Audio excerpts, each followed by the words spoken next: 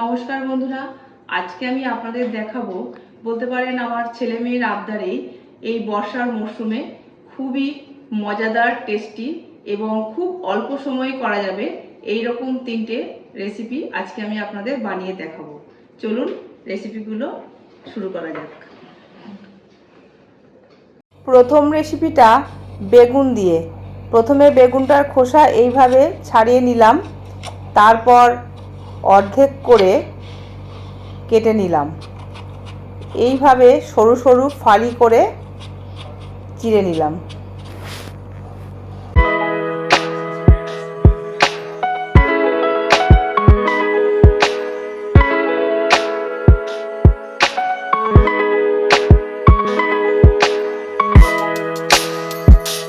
জল আর নুন নিয়ে চামচ দিয়ে নাড়িয়ে বেগুনগুলোকে এইভাবে ভিজিয়ে রাখলাম।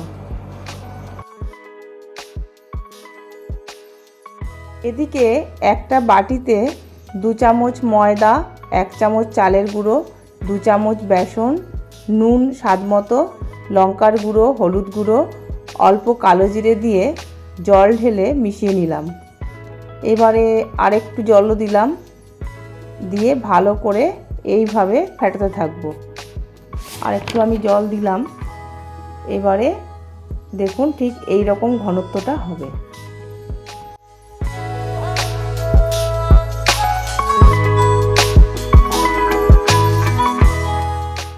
আর একটা বাটিতে একটা ডিম ফাটিয়ে নিলাম, এর মধ্যে একটু নুন আর গোলমরিচের গুঁড়ো দিয়ে ভালো করে কাঁটা চামচ দিয়ে নাড়িয়ে নিলাম। এবারে আমি একটা প্লেটে খানিকটা সুজি নিয়ে নিলাম। গ্যাসে কড়াই বসিয়ে তেল দিলাম। তেলটা গরম হতে থাকুক, আমি এদিকে বেগুনটা জল থেকে তুলে ব্যাটারটাতে ডুবিয়ে ডিমের গোলায় এইভাবে চুবিয়ে এই যে প্লেটে সুজিটা আছে এইটাতে এইভাবে মাখিয়ে প্লেটে আমি পরপর রাখলাম। তেল গরম হয়ে গেছে, আমি এবারে একটা একটা করে তেলে ছাড়লাম। এবার একটু পরেই এগুলোকে উল্টে দিলাম।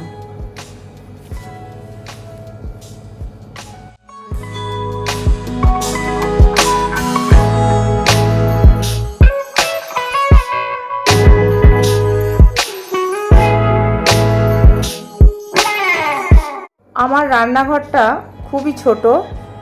ওভেনের এই লেফট সাইডটাতে আমি এইভাবে অর্গানাইজ করে রেখেছি তেলের বোতল, লঙ্কা, হলুদ, নুন, আর যেগুলো আমার সবসময় লাগে সেইগুলো এখানে রেখেছি।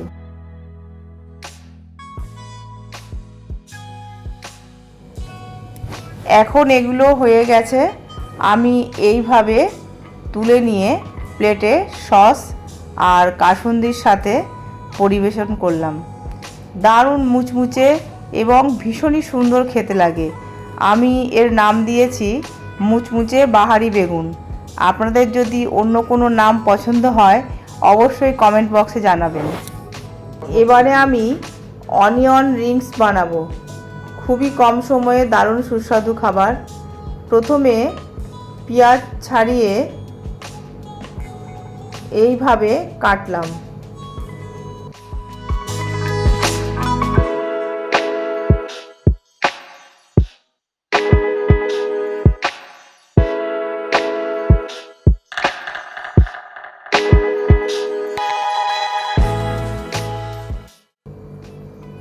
তারপর এই রকম গোল গোল রিংয়ের মতো বার করলাম। এর ভিতরে যে এই লেয়ারটা আছে দেখছেন, এটাকে আমি এইভাবে বের করে নিলাম।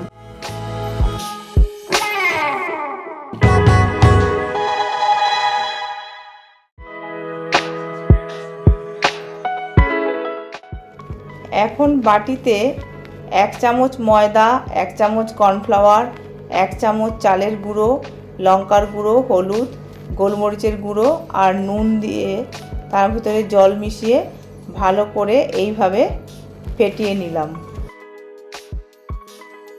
একটা প্লেটে বিস্কুটের গুঁড়ো বা সুজি যে কোনো একটা নিতে পারেন। আমি এখানে সুজি নিয়েছি। রিংগুলো এইভাবে ব্যাটারে ডুবিয়ে সুজিতে মাখিয়ে নিলাম, ঠিক এইভাবে।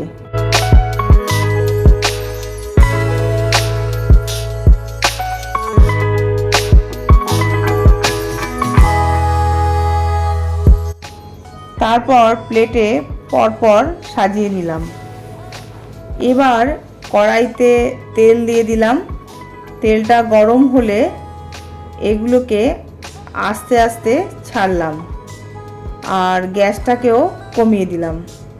অল্প আঁচে এটা ভাজতে হবে।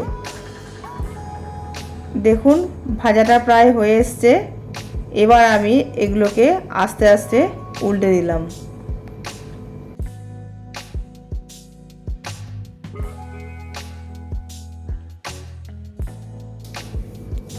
এখন এগুলো হয়ে গেছে। আমি আস্তে আস্তে এগুলোকে একটা প্লেটে এই রকম তুলে নিলাম।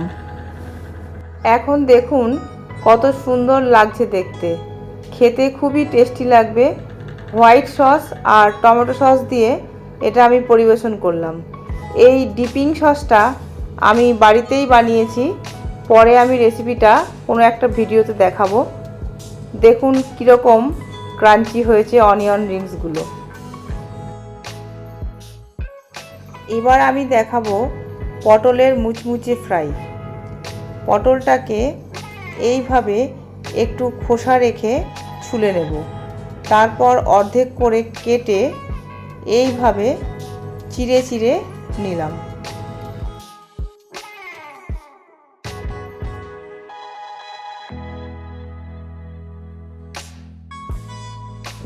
ব্যাটারটা বেগুনের ব্যাটারটার মতোই করব, তবে এটার ভিতরে একটু ডিমের সাদা অংশ আর 4-5 কোয়া রসুন ভালো করে থেতো করে এর মধ্যে মিশিয়ে নেব।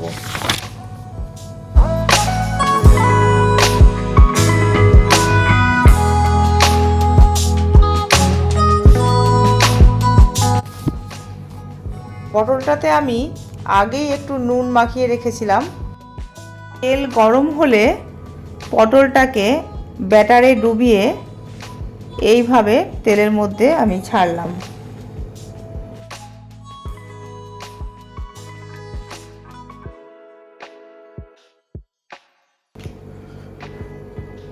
এখন খানিকটা হয়ে গেছে, আমি এবারে উল্টিয়ে দেব। এই দিকটাও এখন হয়ে গেছে। আমি একটা প্লেটে এই মুচমুচে পটলের ফ্রাইটা তুলে নিলাম। দেখতেই পাচ্ছেন কত সুন্দর লাল লাল মতন হয়েছে এবং দেখেই বোঝা যাচ্ছে প্রচণ্ড ক্রাঞ্চিও হয়েছে।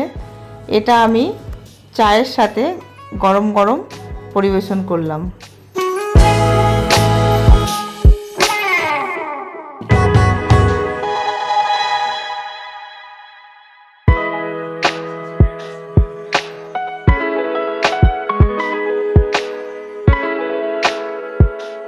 এই 3 রকমের ফ্রাই খুবই টেস্টি এবং ক্রাঞ্চি।